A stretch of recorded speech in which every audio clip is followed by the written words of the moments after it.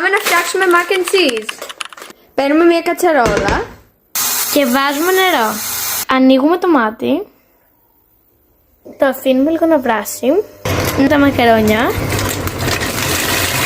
Και το αφήνουμε λίγο να βράσουν μέχρι να κάνουν πολλές μπουρμπουλήθρες και πάμε να φτιάξουμε τη σάλτσα. Αυτό δεν πρέπει να γίνει. Αυτό δεν πρέπει να γίνει για κανέναν λόγο.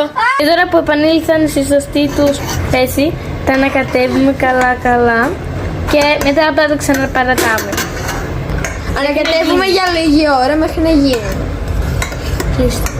Κλείνουμε το μάτι όταν είναι έτοιμα τα μακαρόνια. Και μετά συρρώνουμε τα μακαρόνια μας.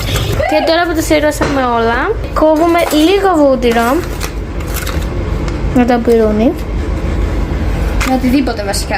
Το βάζουμε εδώ πέρα μέσα στην κατσαρόλα για να λιώσει. Δεν χρειάζεται καν να ανοίξετε μάτι, λιώνει επειδή η κατσαρόλα είναι καυτή από πριν. Μετά ξαναβάζουμε τα μακαρόνια στο λιωμένο βούτυρο.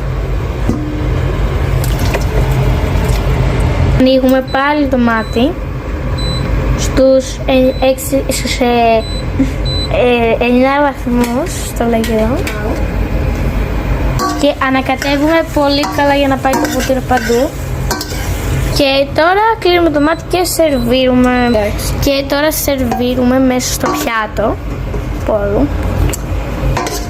Yeah. Λοιπόν, πρώτα ξεκινάμε την κρέμα γάλακτος.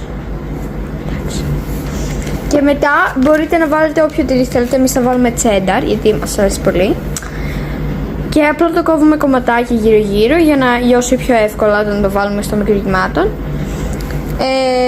Μπορείτε φυσικά να χρησιμοποιήσετε και τριμμένο τυρί. Βάλτε το. Δεν το βάλω στη μέση. Λοιπόν, στους 400 και βάλε 2 λεπτά. Μετά από το μικρογυμάτο να κατέβουμε καλά για να πάει το λιωμένο τυρί παντού. Έτοιμο να το φάτε. Βάλε λίγο να κάνουμε cheese.